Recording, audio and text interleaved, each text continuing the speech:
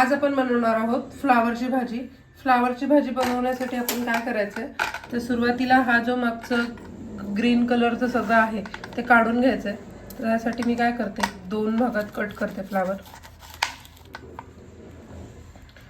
आणि हा जो भाग असतो तो कडक असतो, तो आपल्याला घ्यायचा नाहीये. तर काय करायचं, आधी असं हाताच्या सहाय्याने पण हे तुटतं, हे असं करून तुम्ही काढून घ्यायचं. हा भाग टाकून द्यायचा आपल्याला. दोन्ही ह्याचं मी तसं करते.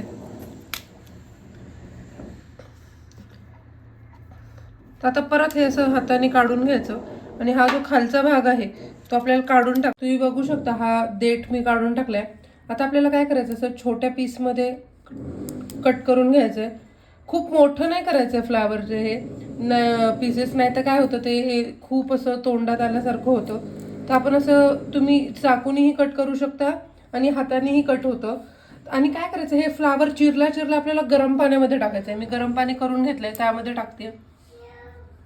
आता आपल्याला हे कट करून घ्यायचं असं. आणि फ्लावरच्या मध्ये आळ्या असण्याचे चान्सेस असतात, त्यामुळे असं हे असं बघायचं की कुठे आळ्या आहेत का नाही, अशा पद्धतीने. आता मी परत देठ काढते. तुम्हाला एक हे मी ते चाकूनी कसं कट करायचं दाखवते. हे घ्यायचं, परत 2 भागामध्ये कट करायचं, लगेच गरम पाण्यामध्ये टाकून द्यायचं. गरम पाण्यामध्ये टाकल्यामुळे काय होतं, उग्रवास जो आहे तो सगळा निघून जातो. अशा पद्धतीने मी हा सर्व फ्लावर कट करून घेते आणि तुम्हाला दाखवते कशी आपण भाजीला फोडणी द्यायची ते. अशा पद्धतीने मी सर्व फ्लावर कट करून घेतलाय. आता आपण ह्या फ्लावरला फोडणी देऊया. ह्या फ्लावरच्या भाजीमध्ये तुम्ही बटाटा पण टाकू शकता, मटार पण टाकू शकता, तुम्हाला जसं आवडेल तसं. आता मटारचा सीझन आहे, तर आज आपण ह्या भाजीमध्ये मटार पण थोडेसे ऍड करूया. कढईमध्ये आपण 2 पळी तेल घ्यायचे.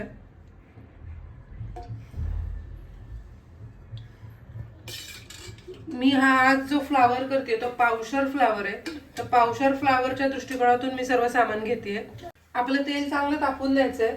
तेल तापल्यावरच आपल्याला त्यामध्ये मोहरी जिरे टाकायचे. तर आता आपलं तेल चांगलं तापलंय, तर ह्यामध्ये मी आता एक अर्धा चमचा मोहरी टाकते.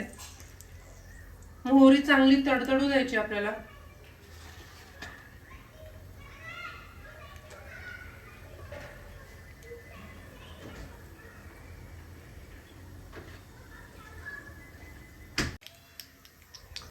आपली मोहरी चांगली तडतडायला लागली आहे, एकदम व्यवस्थित तडतडली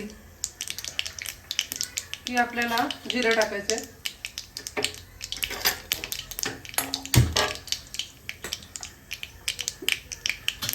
आता आपण ह्यामध्ये एक अर्धा चमचा परत जिरं टाकायचंय. गॅस बारीक करायचा आहे आणि लगेच एक थोडंसं हिंग टाकायचंय.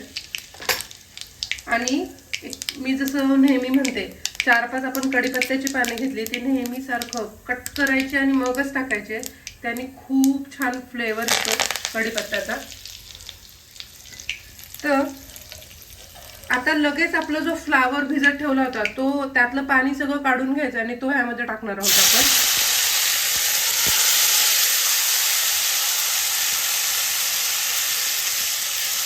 गॅस बारीक ठेवला मी.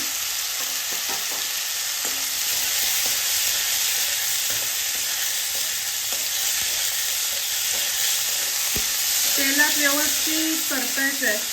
आणि ह्या सिच्युएशनला जसं मी तुम्हाला मगाशी बोलले, आपल्याला आज आपण फ्लावर मटार दोन्ही मिक्स करतोय.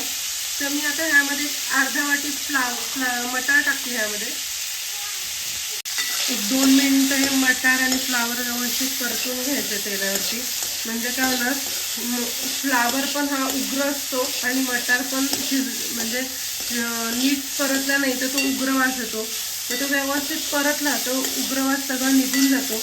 त्यामुळे 1-2 मिनिटं व्यवस्थित तेलावर परतवायचं आहे आपल्याला हे. आता आपण ह्यामध्ये सर्व मसाले टाकायचे. तर मी एक अर्धा चमचा मीठ टाकते, तुम्ही चवीनुसार मीठ टाकू शकता. पाव चमचा हळद टाकायची आहे. एक अर्धा चमचा लाल तिखट टाकायचे आणि पाव चमचा मी काश्मीर रेड चिली पावडर टाकते. पाव चमचा मी धना पावडर टाकते. आणि हे व्यवस्थित मसाले आपल्याला मिक्स करून घ्यायचे.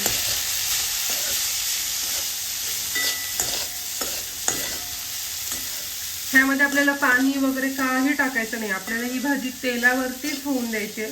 तर आता आपल्याला काय करायचं आहे, हे व्यवस्थित एकदम मसाले मिक्स झाले तर आता आपण गॅसवरती एक झाकण ठेवायचं. त्या झाकणामध्ये आपल्याला पाणी ठेवायचं आणि त्या पाण्याच्या वाफेवरतीच आपल्याला ही भाजी शिजवून घ्यायची. तर आपण ह्यावरती झाकण ठेवूयात आणि एक अर्धा ग्लास पाणी ठेवायचंय, जेणेकरून तेलावरतीच ही भाजी आपली शिजेल.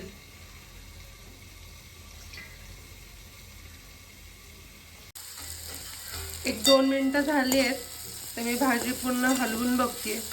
हे मध्ये मध्ये आपल्याला हलवायची आहे, नाहीतर खाली लागू शकते भाजी. आता एक परत 2 मिनिटांनी आपण चेक करूयात भाजी आपली झाली आहे की नाही ते.